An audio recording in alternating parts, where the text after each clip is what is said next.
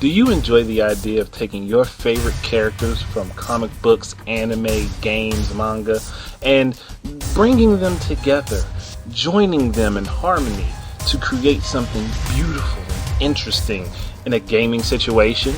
Well, if you do, then you've come to the right place, my friend. Welcome to The Cross Zone.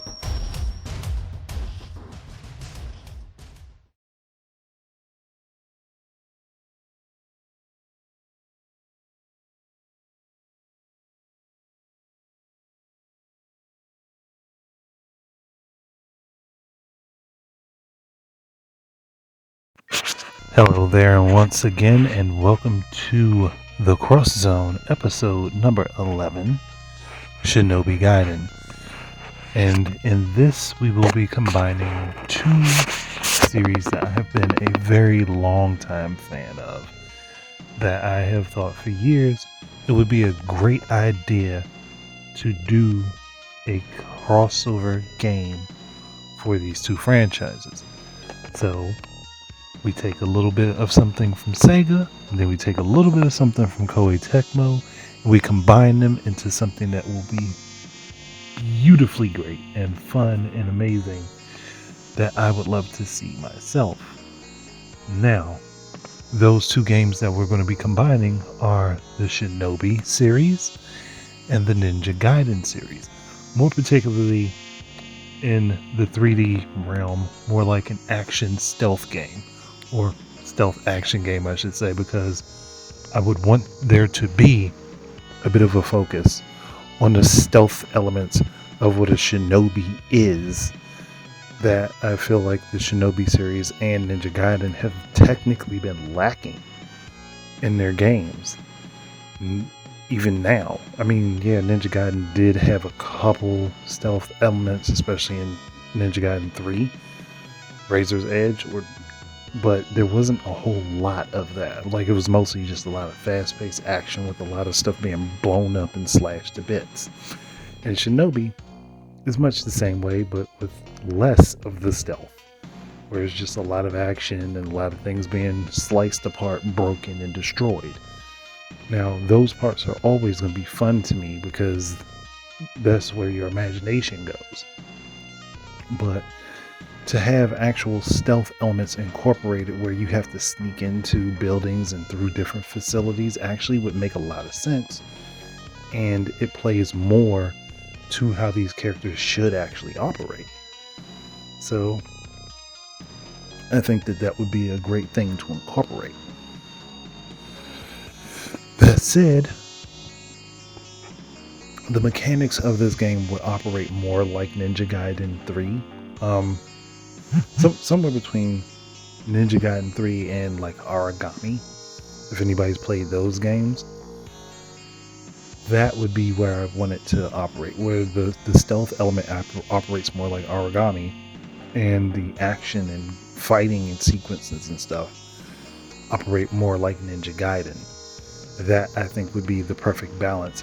And then to include the Tate system from Shinobi and Nightshade from the PS2 would also just be a great, abundant bonus. I think that these elements allow for the game to be as good as possible, and on top of that, it incorporates all of the elements that I think would be worthy of combining both of them together. Now, getting myself back to my notes,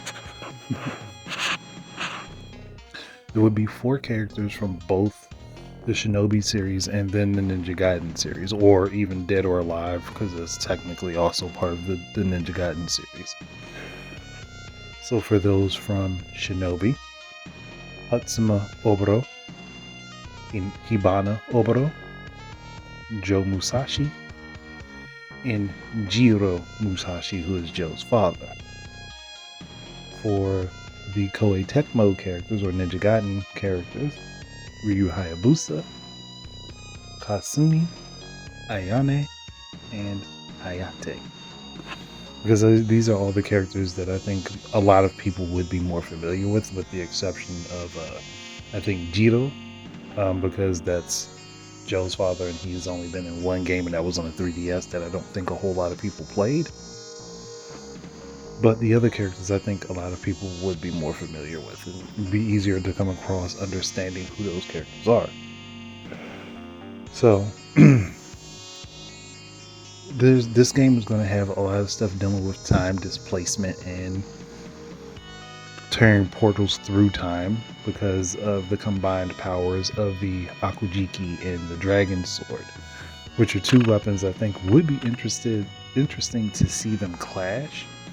But in this particular instance, there's a group that is called Les Demons du Ciel. And I forgot what it was because I translated it so long ago. So if somebody remembers, please let me know. I'll probably put it down in the comment section on YouTube somewhere because I know I recently translated it, but I forgot. And I'm willing to admit that.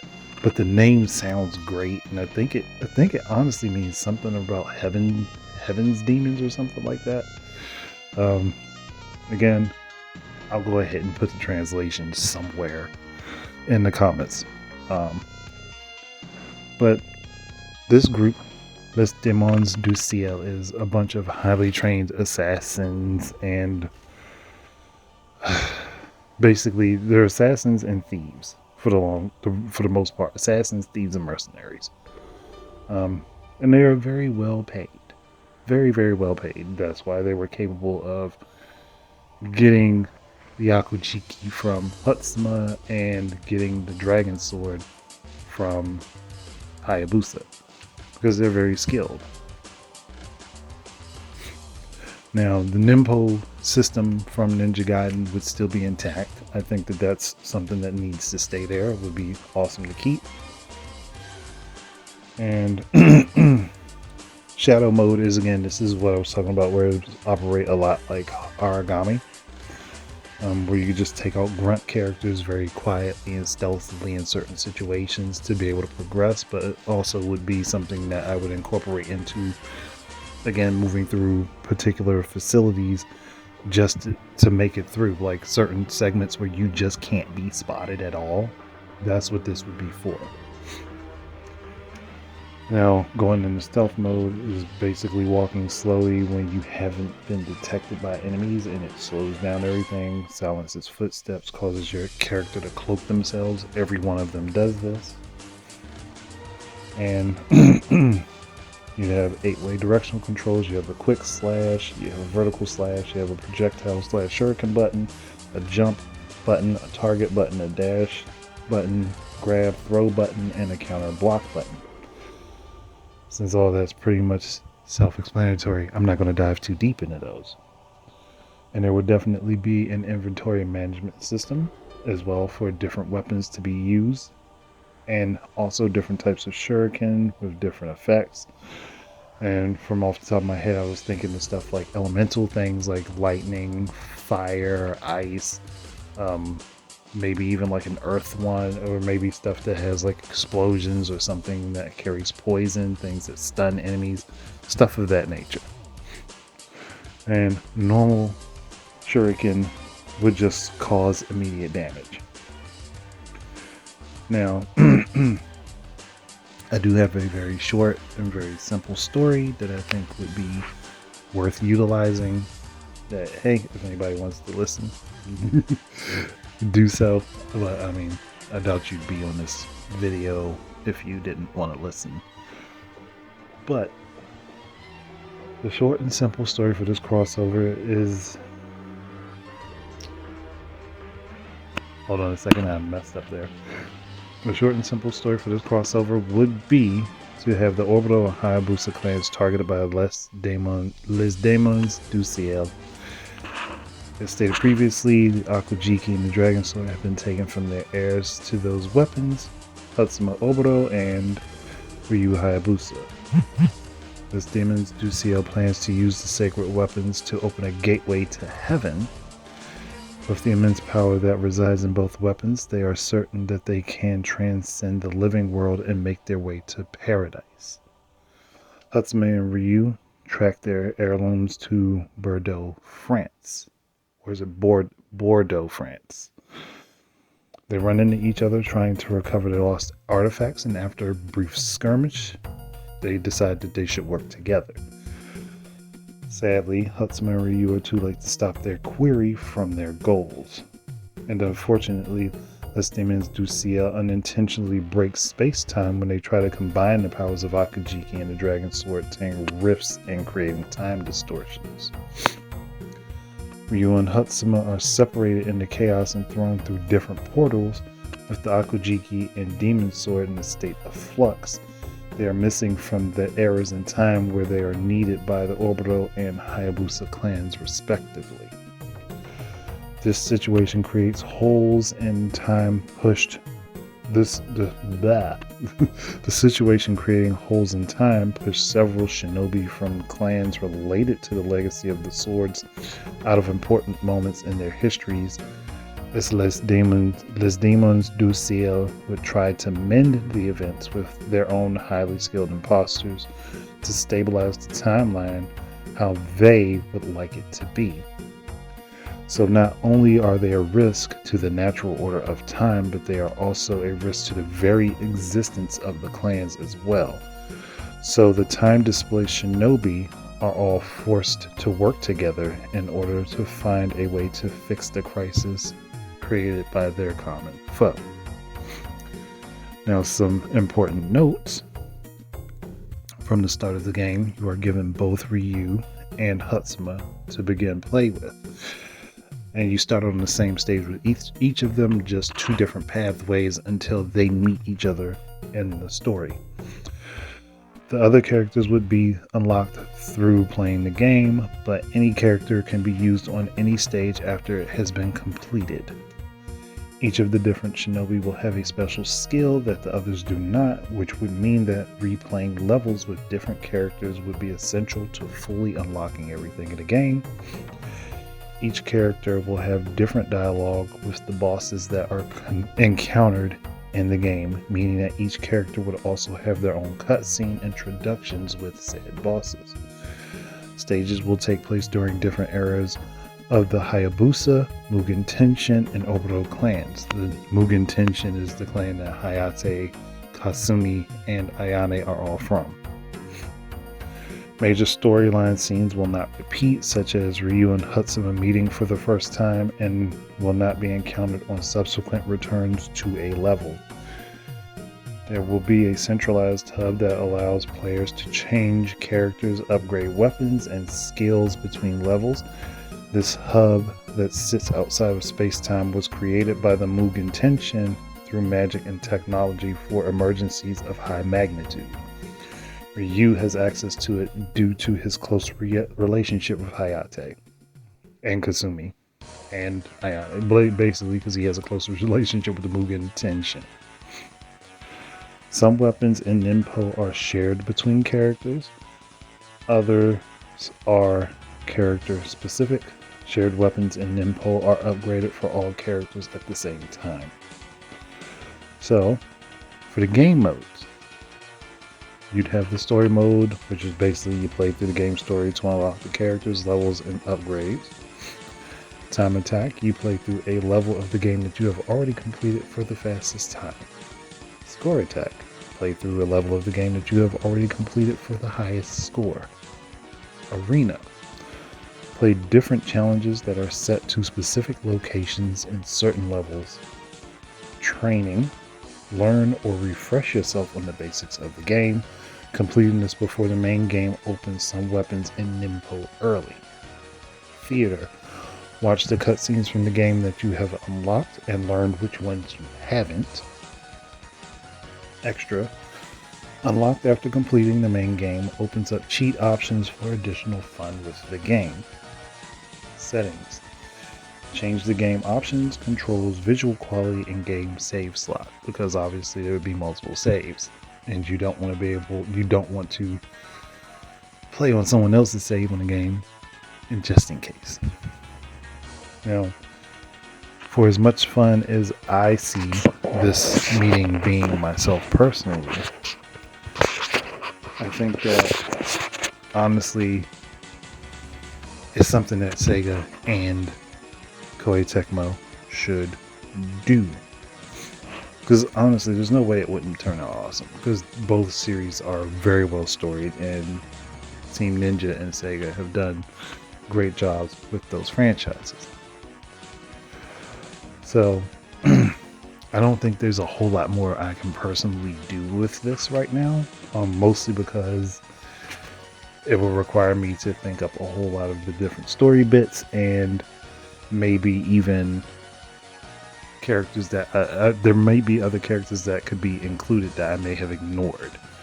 So there may be a continuation of this with Game Idea Foundry if people are interested. I just need to know.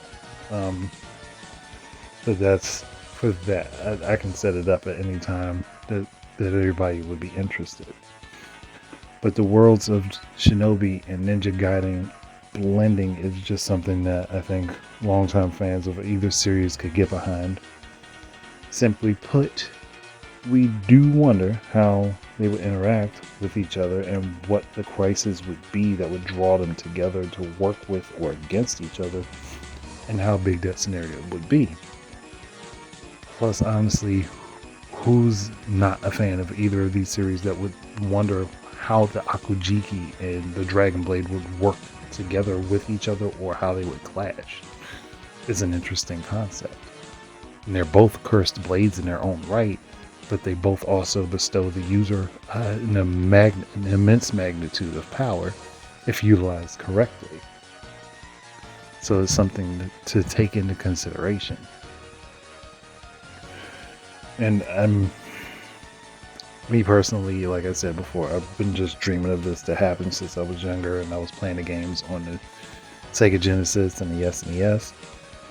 And this could be one of the bigger collaborations for Sega and Koei Tecmo if they decide to do it, if they figure it would be worthwhile. And with the work that's been put into both of these franchises, like I said before, it just makes a lot of sense. I don't think, though, that I'm the only person that just sees that this could be a very high potential thing, and it could lead to some greater stuff to go on further down the line for both franchises. Whether this was like one straight one-time event where there's just like, okay, we're just going to do this as like a big major what-if story for our franchises, or if maybe it leads to further stuff down the line, like maybe a crossover between Dead or Alive and Virtua Fighter. Who's to say it wouldn't? Or who's to say that you wouldn't find some Dead or Alive characters in a beat 'em up with Streets of Rage characters? These are all possibilities that I think could happen and stem from something like this, and it would be, again, great to do.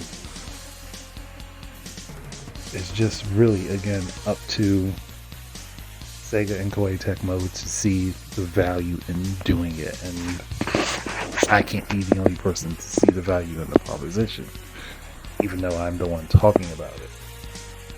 Because, to me, both of these franchises deserve the time, the energy, and the effort. And if it was done, and if I could be there at the helm of it, then yeah, you guys would know. I'd have a bunch of ideas flowing, and I'd be sitting there like, yes, this is what we can do. These characters can meet. We can have these characters fight here, and this, and this, and this, and that, and all these other things. Which is, again, I'm still open to continuing this with a Game Idea Foundry discussion, or Game Idea Foundry talk discussion, because there would be more to expand upon, and I think that having more people, more minds on this would actually be a better result than just Andre working on this by himself. But I'm going to go ahead and wrap it up, because I didn't want to drag this one on too long, as much as I may have rambled there at the end. I think that I gave at least a decent base storyline. The motive of the bad guys is there. The motive of the heroes is there. And I've already given an idea of how the game would play, how it would work, and what your available play options would be. So I think for everything that I've talked about, I've given at least a decent picture, or at least a decent baseline as to what this could start from. So if anybody is interested or would like to continue on with this thought, please let me know, or even give your ideas down in the comment section below. I know Trinell's going to be probably one of the first ones to listen. That said, I do know what the follow-up is going to be to this, but I'm not telling you what it is. But it will involve Mario and Sonic. That's all I'm going to tell you. That's all you're going to get. And I'm not going to tell you how it's going to involve Mario and Sonic. But I think what I'm going to come up with, a lot of people will be able to get behind, and I will not see too many arguments out of it. That said, I have thoroughly enjoyed doing this. Thank you guys very much for listening, and keep your eyes and ears out for more stuff from me. And until the next time, enjoy your games. Peace out, everybody.